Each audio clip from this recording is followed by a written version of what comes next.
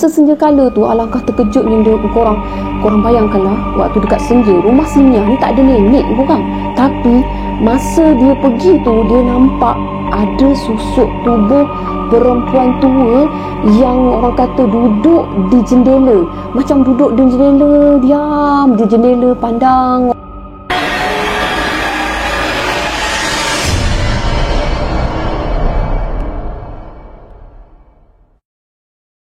Assalamualaikum korang, welcome back to Cengkih Channel. Terima kasih kerana korang sentiasa bagi support pada akak, korang sentiasa like akak, korang sentiasa orang kata bagi komen pada live chat akak, korang subscribe akak ucapkan terima kasih sangat-sangat. Dan akak harap kepada penonton-penonton yang baru, please lah subscribe akak untuk mendengar cerita-cerita daripada akak Cengkih.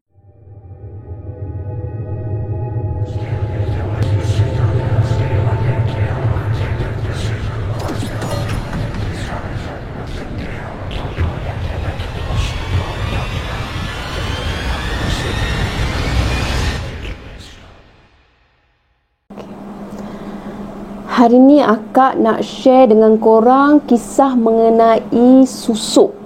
Jadinya kisah ni berlaku kepada seorang remaja. Kira remaja tu baru lepas SPM, dan remaja tu dikenali pada asalnya dekat kampung ni dia tak disukai orang. Kira macam dia tak ada ramai kawan, dia di pulau tak disukai lah, pendek kata kan. Jadi atas orang kata kesedihan hati dia mula bawa diri berhijrah ke Kuala Lumpur untuk mencari satu penghidupan yang baru. Kira macam pada dia keadaan kat kampung takkan mengubah pun diri dia. Jadi dia memberanikan diri pergi ke Kuala Lumpur. Masa dia pergi ke Kuala Lumpur, dia telah diterima bekerja di satu butik perkahwinan. Macam tu. Atas dasar apa tak pasti, sebab kan kalau ditengok kepada background dia dekat kampung tu, dia tak mempunyai kelebihan pun untuk kelihatan cantik, whatever semula kan. Maknanya dia tak mempunyai daya tarikan untuk bekerja di butik tu. Tapi entah macam mana pemilik butik tu berminat untuk ambil dia bekerja. Jadi dia ni dikenali sebagai Miah. Gitu. Jadi Miah ni dia mula kira macam tak ada tempat tinggal. Dia mula tinggal bersama pemilik butik tersebut yang dikenali sebagai Sally. Sally ni tak tahu, dia pun tak tahu apa daya penarik Miah ni untuk membuka hati dia untuk orang kata tolong si Miah ni kan. Jadi Miah ni orang kata macam budak-budak kampung masuk, kita duduk dengan Sally, kira macam Sally bantu dia. Jadinya dia orang ni bertemu dalam keadaan yang orang kata bertemu dalam tak sengaja. Okey, jadi Sally mula mengambil Miah bekerja di butik dia, dan Miah mula bekerja bersama salah seorang lagi pekerja Sally di butik tersebut. Pekerja Sally ni lelaki, tapi dia lelaki yang ala-ala macam lembut-lembut sikit. Okey, jadinya mulalah pengalaman baru bagi Miah untuk bekerja di butik tu. Jadi satu hari ni Miah ni dia macam tenganga tau. Dia macam tenganga, tergamam, dia tengok macam orang kata macam tu. Oh my god. Wow. Macam teruja tau. Teruja tengok kepada Sally ni. Maksudnya dia tengok Sally ni cantik sangat, Sally ni berjaya sangat, Sally ni manis sangat, macam tu kan. Sampai kawan butik ni Arman ni mula menegur. Nok, apa yang kau tengok tu Nok? Kau tutuplah sikit mulut kau tu Nok. Kagak masuk lalat Nok oi. Kata apa yang beria sangat kau tengok tu Nok? Kira macam-macam tu lah perbualan mereka. Lepas tu si Miah ni dia pun cakap, aku tengok kan Kak Sally tu kan cantik sangat, lawa sangat, badan dia kan ya Allah macam orang kata melentik sangat. Dia macam meluahkan perkara yang macam seolah-olah macam lelaki memandang perempuan macam tu. Jadi si siapa nama Arman ni pun cakap, ya ke? Aku tengok dia biasa je Nok. Tak ada orang macam kau Nok. Tak tahulah aku kan kau nak cantik macam dia Nok. Dia macam tu. Kira macam si Arman ni pelawa, kira macam mula membuka sesuatu rahsia kepada si Miah ni. Jadi si Miah ni cakap, macam mana nak lawa macam dia? Aku pun teringin nak lawa macam dia. Macam tu. Jadi ni si Arman mulalah cakap, kau nak lawa macam dia ke Nok? Kalau kau nak lawa macam dia Nok, kau pergilah tutup tang sini, tutup tang sini. Sini dia cucuk tang sini, dia cucuk tang sini. Kau tahu tak Nok? dia tu banyak mencucuk. Macam tu, macam pakcik bawang lah si Arman ni kan. Jadinya si Mia ni mula rasa macam macam ada Chan je, dia cucuk kat mana? Dia macam tu, dia cucuk kat mana? Kau cakap lah kat aku, kat mana dia cucuk, kata. Alah, Sally tu dia jenis open. Kalau kau suka, kau pergi je jumpa dengan Sally, yang kau minta je dengan dia dekat mana dia pergi cucuk, tak ada hal punya. Aku yakin lah dia mesti tolong kau punya. Dia kan suka dengan cara kampung kau tu. Yang orang kata apa, nak dijadikan ceritanya, satu hari tu si Mia ni beranikan diri untuk orang kata bertanya kepada Sally ni kat mana dia buat proses cucuk ni. Dia dah yakin sangat untuk orang kata mencuba benda tu. Jadinya si Sally ni tak rasa was-was apa pun. Cuma si Sally tanya, kau yakin ke yang kau nak cucuk sama macam aku? Macam tu. Maknanya kau boleh ambil ke risiko dia. Jadi ada risikonya mencucuk-cucuk ni sebenarnya korang. Jadi bila orang kata si Mia ni diterangkan macam mana risiko cucuk apa semua, dia dah tak peduli. Apa yang dia rasa, dia dah tak nak hidup dalam keadaan yang orang kata dihina oleh orang kampung. Maksudnya kawan-kawan kat kampung pulau kan dia seksa tau korang. Bila kita ni jelas dan nyata dipulaukan tau. Jadi atas keputusan tu, si Sally telah bawa si Mia ni pergi berjumpa dengan orang kata pengamal perubatan untuk cucuk ni, untuk ambil suntikan. Suntikan yang dia ambil untuk pengetahuan korang, cucuk jarum emas. Okey, cucuk jarum emas ni kalau kita letak di bawah mata kita akan kelihatan sangat menggoda korang. Korang tak nak ke? Lepas tu kalau kita cucuk di jarum emas ni di dagu kita, apa pun yang kita cakap pada orang akan rasa terpegun. Orang akan rasa, orang kata pun macam mendengar orang kata macam jatuh cinta dengan kata-kata kita. Dan ada juga suntikan jarum emas ni yang boleh mencairkan orang ataupun boleh membuatkan seseorang tu jatuh cinta dengan kita, tak kisah orang tu bujang ke laki orang ke. Itulah kelebihan susuk. Jadi bila si Mia mula ambil suntikan bersama, maknanya bersama dengan Sally lah kan, dia mula rasa macam susuk ni dia akan timbul keyakinan yang amat sangat tau. Maksudnya bila dia berdepan dengan orang, dia akan rasa teramat yakin. Dan bila dia macam bercakap dengan orang pun, dia rasa sangat-sangat dia rasa diri tu cantik, macam tu. Jadi yang berlaku pada si Mia ni memang benda yang sama. Jadinya orang mula suka dia, dia mula rasa happy, dia mula rasa teruja dan teramat teruja lah. Sehingga kan suatu hari dia menjadi tamak tau. Si Mia menjadi tamak dan dia telah berjinak-jinak untuk kali kedua untuk memasukkan susuk pada badan dia. Maknanya untuk wajah dia menggunakan susuk jarum emas, tapi untuk bahagian tubuh dia menggunakan susuk berlian. Kedua-dua susuk ini dipasang bukan dengan cara ritual untuk pengetahuan korang, dan ia tak memberi efek. Maksudnya tak ada orang kata pengalaman mistik dalam orang kata pengambilan susuk, kedua-dua susuk ni. Tapi hingga satu hari ketamakan si Mia ni telah membawa dia ke jalan yang lebih ke depan, di mana yang lebih hebat. Dia telah mula mengenali seorang bomoh untuk mendapatkan orang kata penyeri. Penyeri macam mana? Wajah dah cantik, badan dah melentik, dah cantik. Dia perlukan penyeri untuk kira macam dia belajar makeup kan, mak andam kan. Dia belajar basic makeup semua, mengandam orang. Tanpa orang kata ilmu penyeri tu, dia tak boleh nak pikat customer orang-orang untuk orang kata memuji hasil kerja dia. Jadi dia mula mengenali dengan bomoh yang salah. Bomoh ni menggunakan menggunakan upacara ritual untuk memasukkan susuk penyeri kepada Mia ni. Okey, nak dijadikan cerita lagi, kiranya proses ritual ni kena ambil kadam. Kadam ni jin atau iblis yang diberikan oleh bomoh ini, diamanahkan kepada Mia untuk berdamping dengan Mia. Cubalah korang bayangkan bila kita berurusan dengan makhluk mistik, apa akan jadi. Untuk memasang susuk ni korang, kalau korang nak tahu, susuk ni dia ada pantang larang dia tau. Pantang larang dia tak boleh makan pisang abu ataupun pisang tanduk. Satu, dia tak boleh minum orang kata air tebu hitam. Dua, dia tak boleh lalu di bawah ampayan. Dia tak boleh makan sate dan sebagainya. Kita kira macam alert pada benda yang membawa kira macam pantang larang ni, kita jagalah, sebab kita tahu kita yang empunya ambil benda tu, barang tu. Jadi kita jaga. Jadi bila si Mia ni dah mula orang kata dah mula famous, dah mula terkenal, dah mula rasa orang kata dah mula banyak duit lah, pendek kata kan, dah mula banyak duit, dah mula ada pengaruh yang besar, dah mula enjoy, dah mula happy, dah mula berubah daripada dia tak disukai mula disukai, timbul rasa dia nak balik ke kampung untuk dia nak buktikan kepada kawan-kawan dia ni yang mana sebelum ni memandang rendah pada dia, yang mana sebelum ni menghina dia tu. Dia nak balik tau, berkobar-kobar, dia nak balik, dia nak tunjukkan apa yang dia ada daripada bandar ni, daripada KL ni.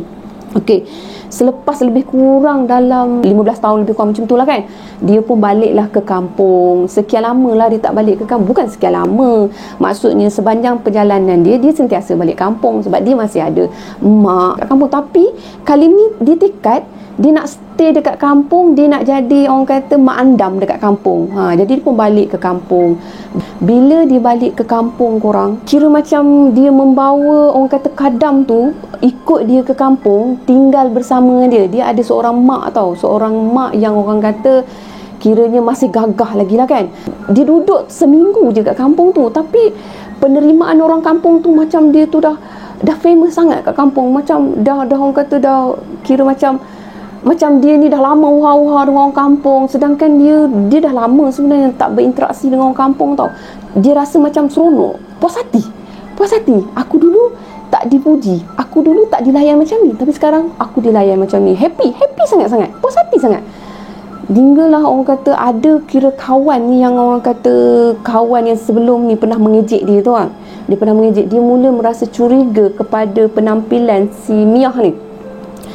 Dan dia bercerita kepada orang kampung, sebab Mak Andam ni dia tempat yang paling famous dia ni tentulah dekat kenduri kahwin kan. Bila pergi kat kenduri kahwin, mulalah si kawan dia ni, si Mira ni mulalah orang kata menabur fitnah tak fitnah juga kan. Jadi Mira ni mulalah bercakap dengan Makcik Kia, Makcik Senah apa-apa kat situ lah kan. Dia mula cakap Mia ni macam lain macam, cantik dia tu lain macam je Kak Kia. Saya tengok bukan apa, macam tu lebih kurang kat kenduri kan. Saya tengok Kak Kia, si Mia tu cantik dia tu lain macam pelik je Kak Kia. Bukan ke dulu dia mana ada cantik mana pun, tapi sekarang ni Kak Kia, kita tengok sekali pun tergoda, 2 kali pun tergoda, lain macam lah Kak Kia. Macam ada yang tak kena aja. Saya bukan apa Kak Kia, saya pernah juga dengar cerita orang tiba-tiba cantik ni sebab pasang susuk. Jadinya saya rasalah kan Kak Kia, ada yang tak kena dengan Mia ni mesti ada pakai susuk.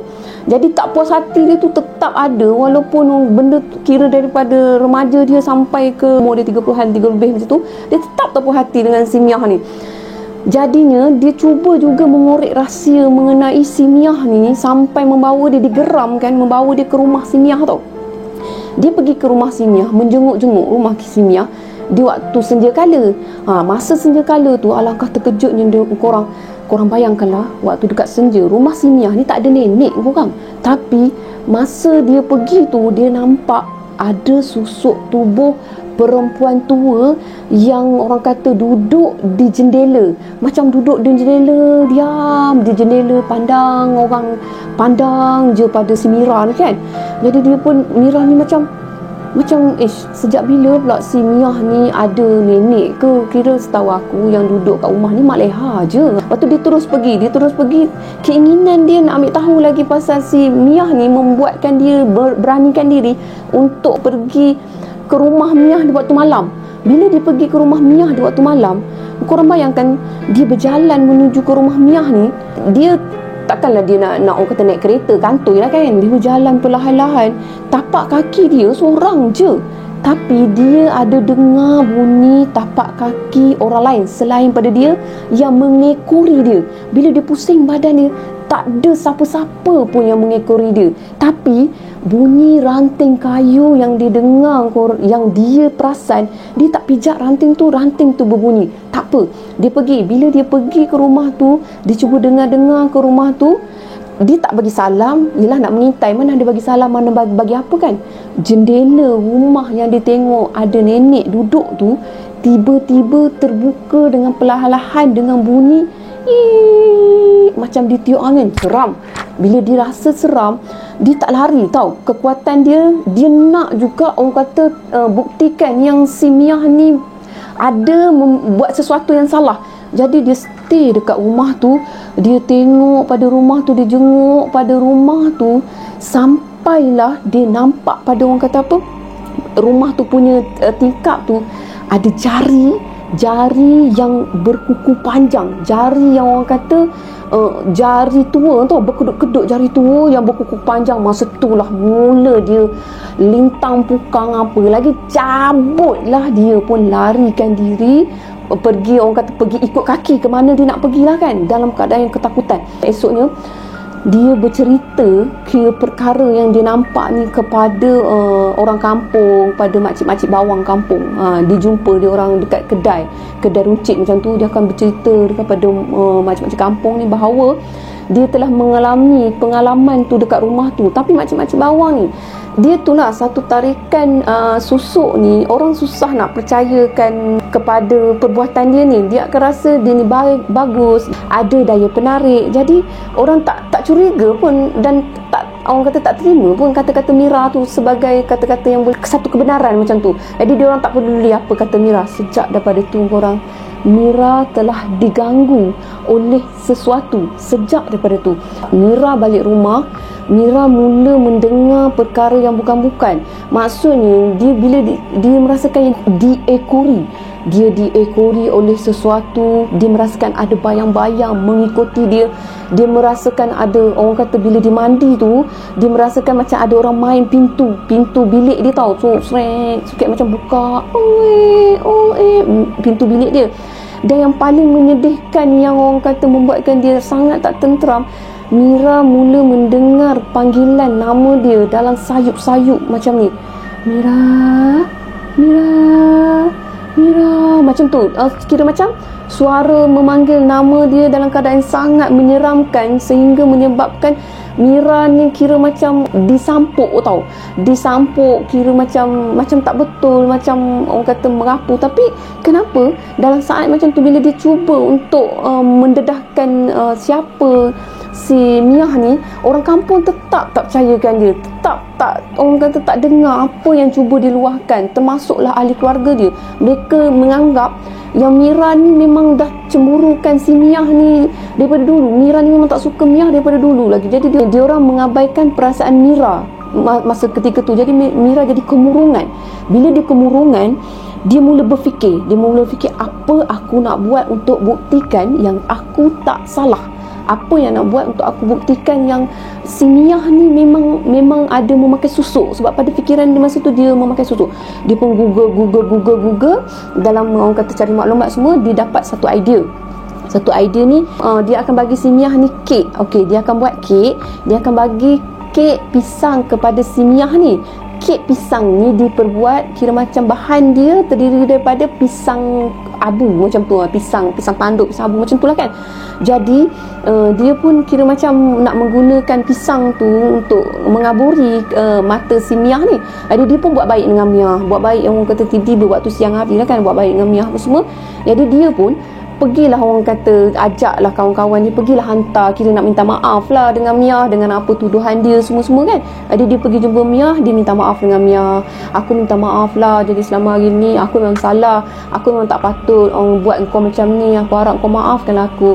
Sebagai tanda minta maaf ni, aku ada masakkan kau kek. Dia kata aku harap kau suka sangat dengan kek aku. Setahu aku dulu masa sekolah rendah, kau memang suka dengan kek yang mak aku buat. Resepi ni aku ambil daripada mak aku, macam tu. tu. Jadi bila si Miyah ni dengar macam tu, dia muka tak ada perasaan tau. Dia muka tak ada perasaan. Terima kasih. Okey, terima kasih.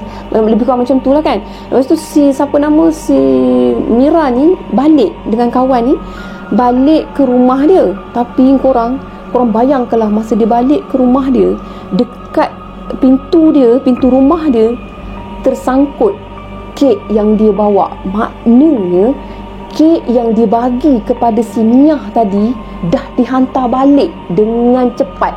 Dia belum pun sampai kat rumah lagi, tapi kek tu dah dihantar ke rumah Mira. Jadi Mira dengan kawan ni terkejut. Kata, bukan ni ke kek yang kita bagi pada Miyah tadi? Bukan ni ke yang kau betul, cepat betul dia sampai. Kira macam si Mira pun tergamam. Lepas tu dia mulalah bercakap dengan kawan ini. Dia cakap, aku cakap si Miyah ni ada sesuatu. Aku yakin yang dia ni ada membela sesuatu. Kau tengok tak? Kalau takkan kek ni sampai kat rumah aku sebelum kita sampai. Jadinya kawan-kawan ni dah macam, aku tak nak terlibat dengan kau. Kau buatlah kerja kau seorang, aku nak balik lah. Jadi kawan-kawan dia balik. Jadi bila kawan dia balik, Mira ni lagi sakit hati tau. Ketakutan dia hilang di sebalik sakit hati dia. Jadi dia masuk dalam rumah, dia ceritakan kepada ahli keluarga dia, dan ahli keluarga dia, macam mak dia ni mula faham, mula orang kata merasai yang memang Miyah ni ada sesuatu yang pelik, ada sesuatu, menyimpan sesuatu. Jadi esoknya si Miyah jumpa dengan si Mira. Si Miyah cuma cakap macam ni aja, sedap betul kek yang kau buat kat aku. Memang sedap betul. Lepas ni aku nak order lah dengan kau. Boleh tak kau buat kat aku lagi kek tu? Dia macam perli kepada si Mira ni tau. Dia macam menyindir si Mira. Dia macam tahu banyak benda dengan si Mira. Lepas tu kiranya sehinggalah satu hari si Mira ni tetap tak puas hati. Dia nak buat sampai si Miyah ni menampakkan diri dia tu memang memakai susuk, dan memang si Miyah ni mengamalkan ilmu hitam. Jadinya satu kenduri, kira macam satu kenduri merewang apa semua ni, dia telah membawa kira macam titisan air tebu hitam, macam tu. Jadi dia telah memasukkan air tebu hitam tu pada minuman si Miyah tanpa si Miyah sedar. Sebab Miyah masa tu tengah make up orang, andam-andam orang, kira macam dia leka.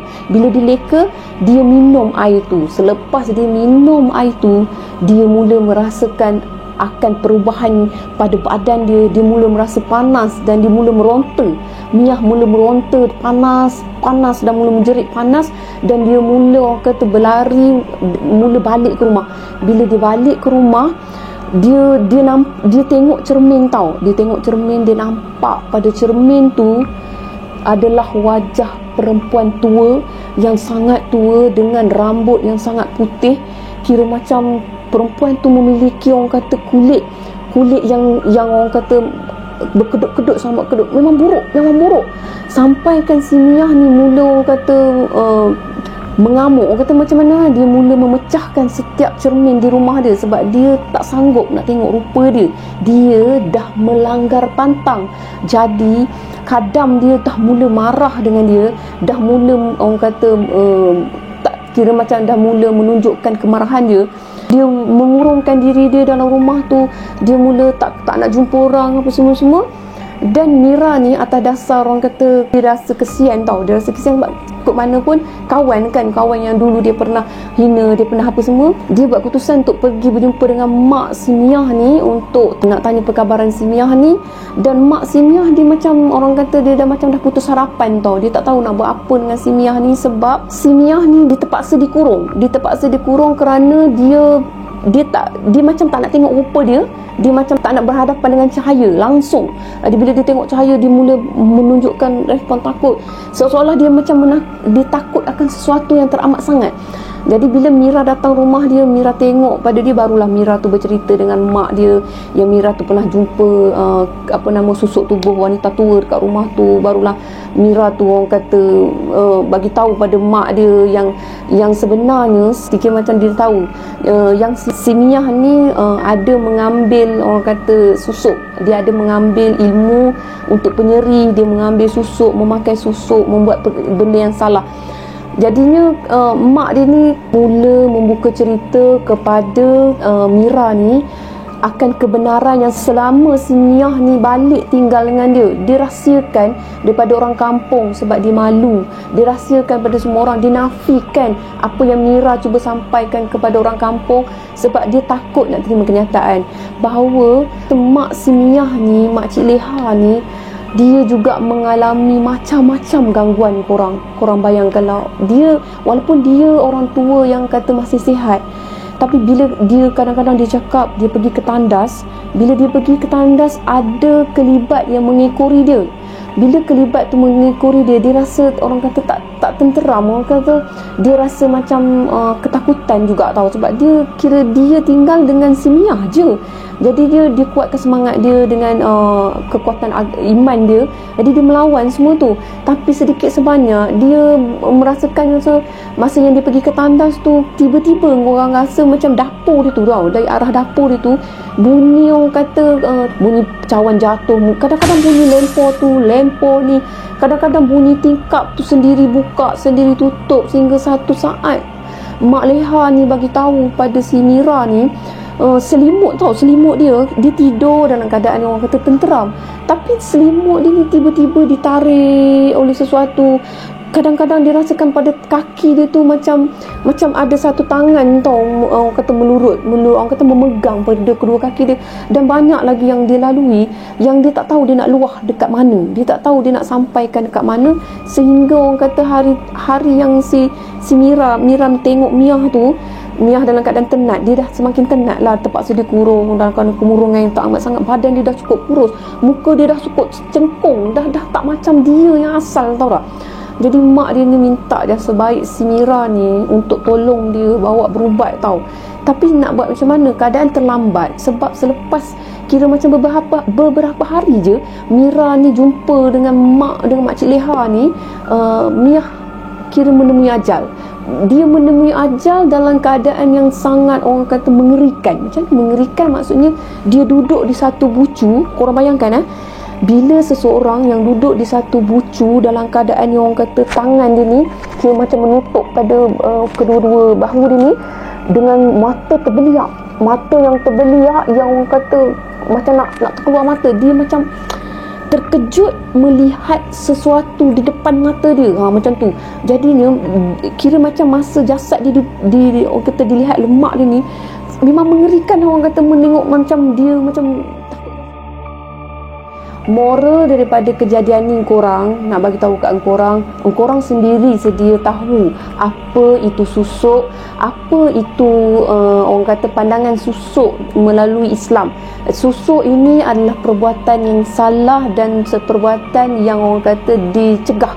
Jadinya tak ada yang menarik pun dengan kecantikan sementara berbanding keperitan yang dilalui seperti Miah tu. Jadi tak perlulah kita mengambil jalan yang mudah untuk kita memiliki keindahan yang sementara.